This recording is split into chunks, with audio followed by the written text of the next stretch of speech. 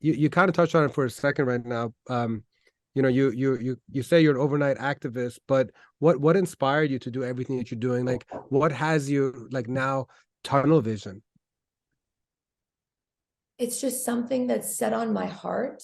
The people that are close to me have seen me kind of go through this with other issue things that might not don't pertain to any sort of political activism. I I think every single Iranian that I talk to has some story of trauma that they've gone through to some level. My story certainly is not even close to the pain that other people have. I met a young lady today that her dad was just a teacher during the Shah's, just a teacher. And one day they asked him to come in and they never saw him alive again. They just said, "Oh, come in, we want to talk to you." And then they never saw their dad again. It was just, she's telling me this story with tears in her eyes, had driven from San Diego. It was so touching. So my family experienced our own set of trauma. Again, not that it compares at all in anything that others did, but my memories of Iran were not good ones. I lived there during the Iran-Iraq War. My only good memories are with my family and those little glimpses of what it felt like to be a family. And I think when I was saying goodbye to my grandmother, who I loved dearly, I didn't realize it was forever.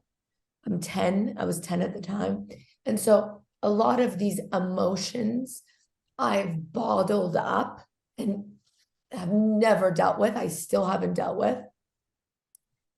And I think what's gotten me so riled up is not really even for us.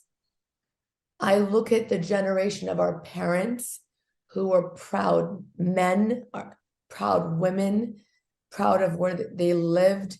And this revolution in this regime has taken us from being so proud to I just saw it happen to my own family, that pride was almost like sucked out of them. And so this has been an opportunity to get that Iranian, someone else said this, certainly not my words, but they were like, getting that Iranian pride back.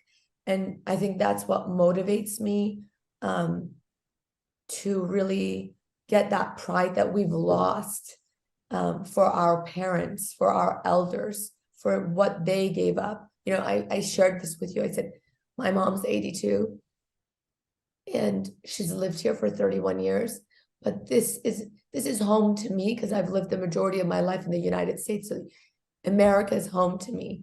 It's so sad that so many of our parents don't live at home. This is never going to be home for them. And then my heart goes out to the people that live in Iran, our brothers and sisters in Iran, these young kids, the Serenas, the Nikas, the Mohammad Mehdis, the, Majid Rezas, that just want to have a normal life like any young person does. So sorry, I go off on my. No, I'm very curious about one thing, because here's the thing: people who've known me for many, many years, they're not surprised about the things that I'm doing. You mentioned that you've been kind of removed from the Iranian community. What was the catalyst? Like for example, in 2019, were you like super involved? Like in 2009, were you involved?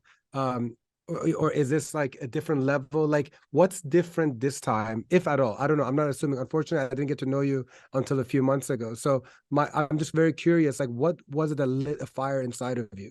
So I've always been political. Like you when you ask my best friend, how did you meet Mahsa? Oh, we were arguing politics on Facebook 7 years ago. Always, I was always into politics, especially because of my parents, because being Shahi, I was never ever, I never looked at this regime as Legitimate. redeemable, as legitimate. Never ever ever ever ever that. And I think that's what I never thought the JCPOA was a good deal. And I'm not saying saying that to toot my own horn, but I was a minority within the Iranian diaspora. And so because I tend to have different political views, and because my views were always so against this regime, and I think everybody was against the regime, and to the credit of the people that maybe supported the JCPOA or thought about it differently, I think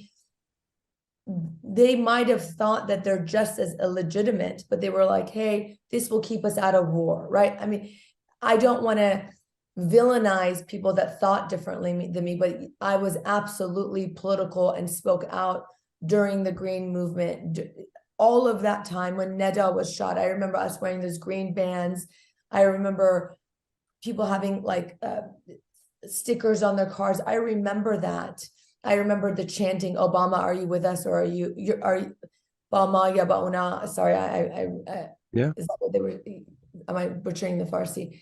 But I remember all that, and I did battle and argue with people with politics. This is just the first time that, and with Mahsa Amini, I was immediately, I think if I go back to my post, I post on social media about politics all the time. So I started posting about Mahsa Amini almost instantly because I was so disgusted that they would do this to her. They would beat a woman because of hijab, the insanity of it. And I was getting angry that we weren't screaming this out of the off of every rooftop, and that kind of started catapulting. And then you realize, and then you start noticing, wow, Iranians are more united, because like even on the JCPOA, we would be arguing with amongst ourselves. Some people thought it was a good idea. Some people thought it was a bad idea. This was the first time that you're looking around, you're like, wow, we're all in agreement. I mean, I would say 99, not to mention I don't have arguments with people, but I would say 99% of Iranians, no matter what your background is, no matter what your political affiliations are, we think the same, and everyone is united that this regime is not redeemable and this regime must go. But anyway, to go back to your question, I've always been political. I just wasn't this, and it's never had this much steam either. I don't know, you know, maybe in 2009, if it had this much steam, I would be just as aggressive back then. It just never had this much steam. I posted about, I posted about Flight 7, PS 752. I mean, all of the things that have happened, I've posted about, but it just never picked up this crazy steam before. So I feel like one thing that you're like, you've proven to be the gold standard is the fact that you can really leverage your social media and make a lot of impact. For those people who might not have a big platform right now, what type of like advice do you have for them of like, just, you know, utilize whatever you have to kind of get the word out? Because you didn't have the big platform you had now, like 10, 12 years ago. At one point, it was a smaller platform, but you just kept on utilizing it, and here we are, you know, with a much bigger platform. But what can you suggest to those that they're not posting because they think that, oh, I don't have a big enough of a voice? You know, I am much more, I forgive, or like I can look at, I can look sympathetically to those that have, because I have friends who just had a baby or have really small children, or, you know, yes, would I love every single person to be beating on their chest the same way?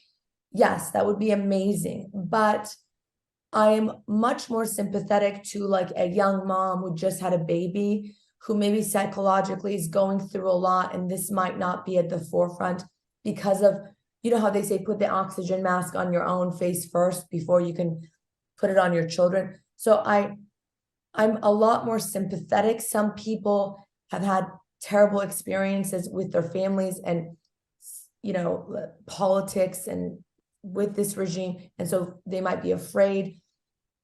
The people I don't forgive.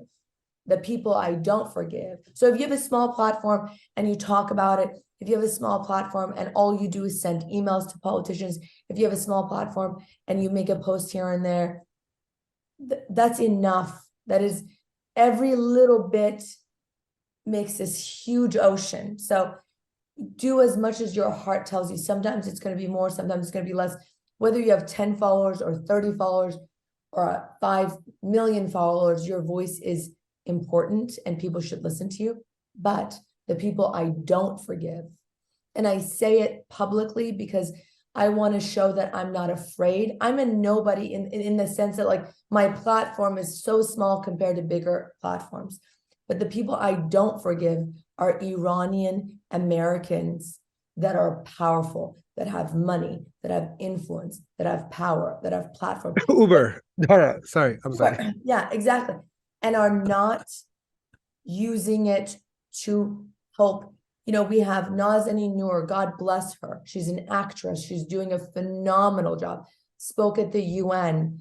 Incredible. We watch her with so much pride. We have Ali Karimi, like a national hero, but an athlete, again, coming from Iran, doing a phenomenal job. We have all of these people. We have Shahzadeh Raza Pahlavi. We have Hamid Ismailian in Canada. We have all of everyone is doing their part. But Hamid Ismailian is a dentist, right? Imagine, or by trade, he was. I don't want to, but what I'm saying, not discounting him. What I'm saying is we have Silicon Valley has so much power. This government is run by those corporations, right? You bet your bottom dollar, Dara running a $58 billion company can pick up the phone and get anyone he wants on the phone to talk about anything that he wants. And so this notion that like, oh, you know, I don't have it. I don't have operations in Iran. That was the worst interview I've seen in a long time. It was painful to watch. I feel like the purpose I serve in this revolution is I know the things that I say are polarizing. I know the things that I say are not politically correct, but that doesn't mean that they shouldn't be said. They're the truth and they need to be said. And I don't mind saying it because after this revolution is successful, I'm going to go back to my boring, to other people might be boring, but back to my life where I'm a mother, I have children. I want to go back to doing what I want to do. So I'm not worried that I'm not going to get that gig because I called out Dara Khosrowshahi. I'm not looking. Does that make sense? Yeah, no, absolutely. So, you know, you mentioned how you have some sympathy for people that might have like children or they're dealing with other family issues. You yourself are a mother of 3, husband, a wife to Kevin. How can I just kind of get a little personal here and just ask you, like, how are you doing? How are you feeling? How are you juggling motherhood, being a wife, being this overnight activist? Like you told me a couple of days ago when we spoke that like you don't really like cry too much. You don't get too emotional. How does that build up inside of you? Like, how are you dealing with all that? Well, I said I wasn't very deep. Oh yeah.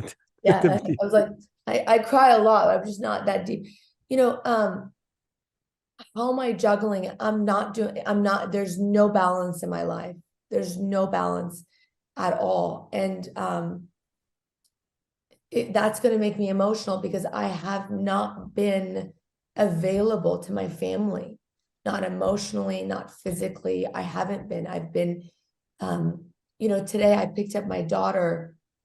She was with my husband and she needed to come back for a class. So he said, can you pick her up on your way home? And she walks up to the car and then she was excited to see me. She was about to say something. And then she's only 7 and she realized I'm on the phone and she goes, oh, you're on the phone. And it killed me. And I immediately said, let me call you back. And I hung up. But I'm not balanced right now. I'm not juggling it. I'm not doing a good job. It's very imbalanced. And I'm working on it. But my husband, I'm married to the most incredible human being I can have ever, for all the wrong I've ever done in my life. This is probably the best.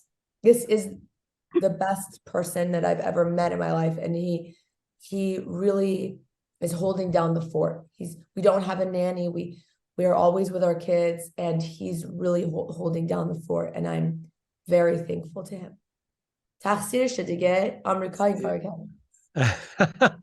I mean, it seems like he's got you know, he's fully supporting you, and that's kind of like what you need in times like this, you know. So that just goes to it's a testament to your relationship. So good for him for being so supportive and by your side, and like you said, holding down the fort, because a lot of people are so knee deep in what they're doing here that unfortunately that's kind of the collateral damage. But like it's really hard to hold back somebody like a Mahsa Townsend, you know, and like I to a certain degree I can relate because I've unfortunately had to not be as available either. It's not intentional, but it's almost like you feel like you cannot not do something. At least that's how I feel. Like it's an internal fight that I'm having every day. Like I want to be better, I want to be more available, but this fight is just too important, and it's not. It doesn't mean that they're not important. It's just that I You just have a feel like calling.